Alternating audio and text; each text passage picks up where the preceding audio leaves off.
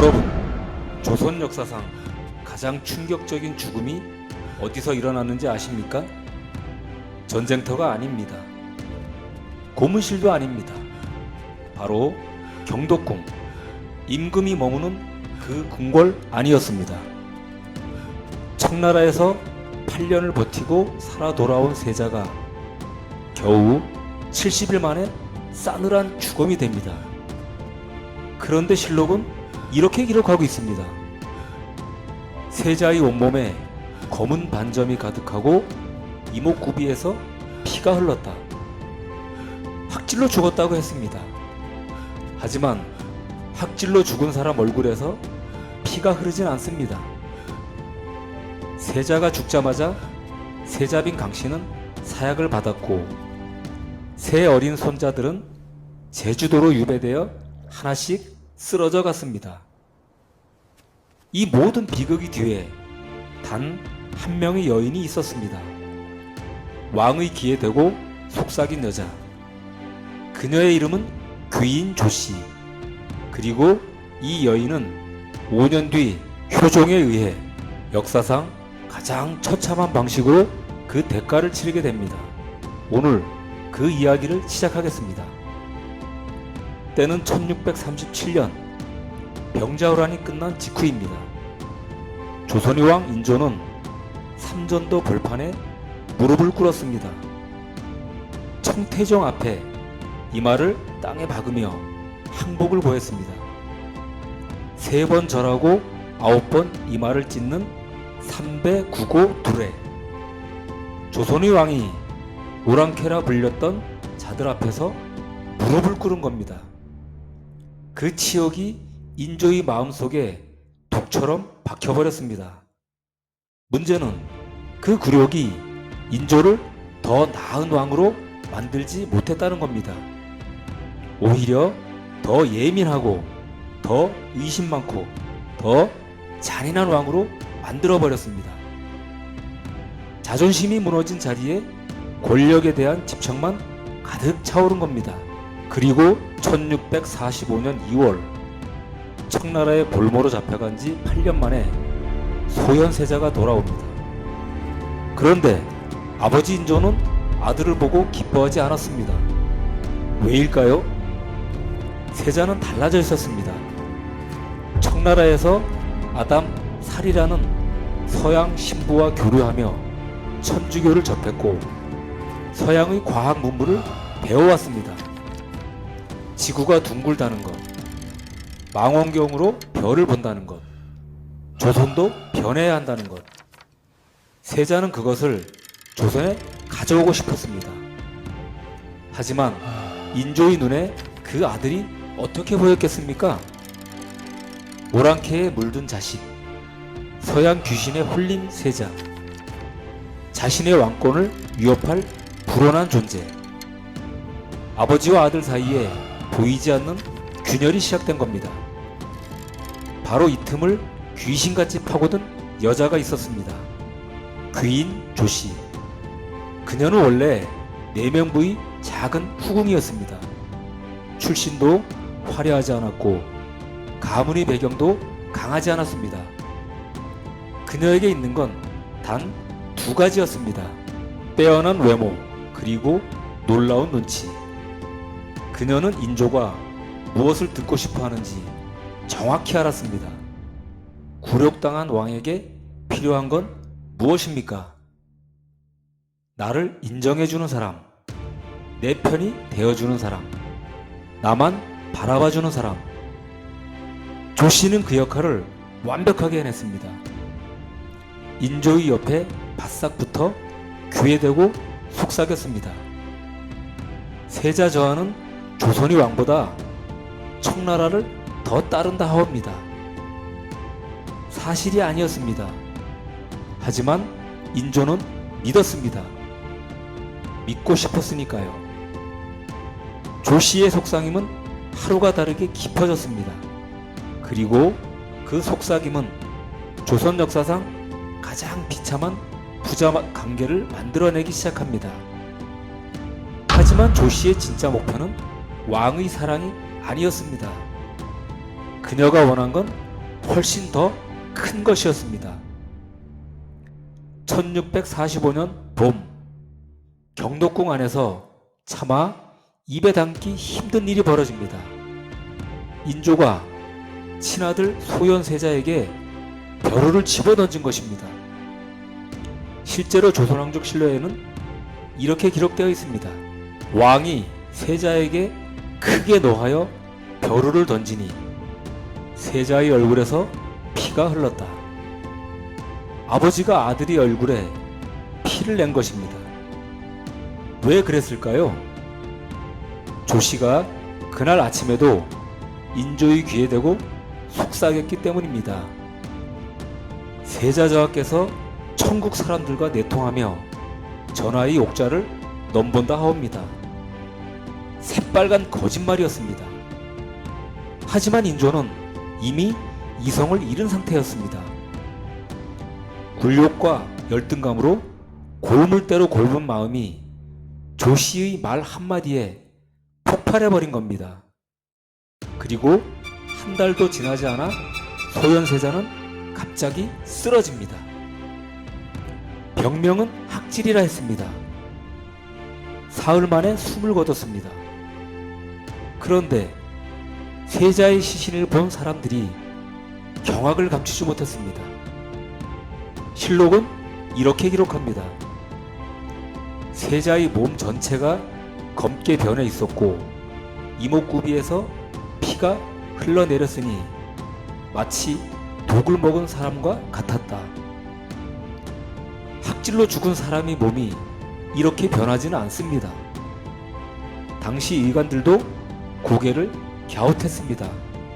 하지만 아무도 입을 열지 못했습니다.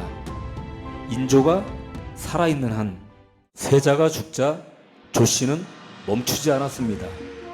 이번 표적은 세자빈 강씨였습니다.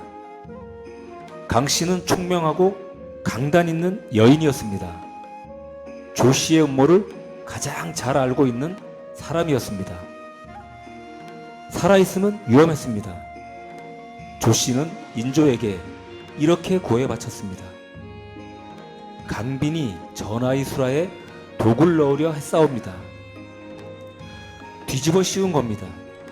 정작 독을 쓴 건 누구인지 역사는 짐작하고 있지만 인조는 듣지 않았습니다.